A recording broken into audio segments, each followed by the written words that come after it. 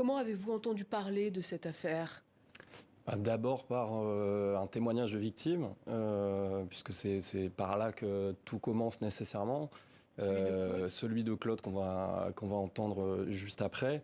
Voilà, donc Claude qui est la seule victime qui a accepté de nous parler à visage découvert, qui a accepté de tourner une vidéo témoignage, et tout est parti de là. Donc Claude et sa famille qui l'aident aujourd'hui à trouver d'autres victimes et à essayer de faire émerger cette vérité difficile. Claude, premier servant de messe à Libreville dans les années 80, il a été victime donc d'agressions sexuelles pendant plus de 8 ans. Les actes se passaient, c'est ce qu'il raconte, dans une chambre aménagée par le supérieur de la mission catholique Patrick Grosch.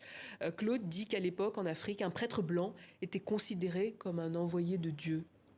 C'est quelque chose qu'il répète effectivement beaucoup, c'est-à-dire qu'il y a une vraie domination à la fois du prêtre et aussi du blanc, qu'il faut pas négliger.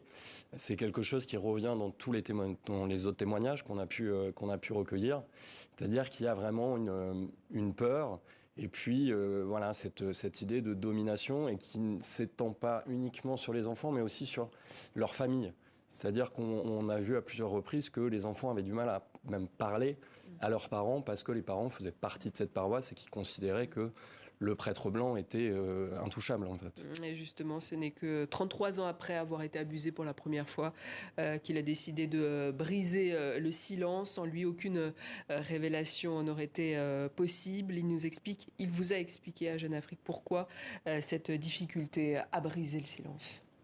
C'est un prédateur sexuel qui en profitait d'attirer les enfants pour pouvoir les agresser physiquement.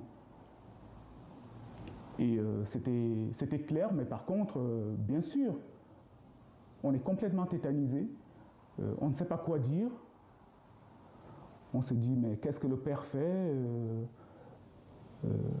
On ne peut pas sortir, on est tellement bouleversé, on n'y croit même pas, on se dit, je suis ailleurs, je ne suis pas dans la chambre du supérieur de la fraternité Saint-Pédis, au Gabon, dans sa chambre, en train de faire une sieste, allongé avec lui dans le lit. On se dit, c'est pas possible, mais c'est un rêve. Et quand on ressort de là, on n'en parle pas, on ne peut pas en parler.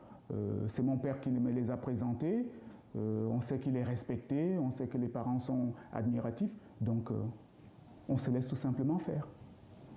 Oui, c'est ce que vous disiez. Il y a un moment quand même où Claude décide de parler, c'est quand il décide d'envoyer son fils faire ses études au Canada. Or, il se trouve que le prêtre Grosch en question officie au Québec à ce moment-là.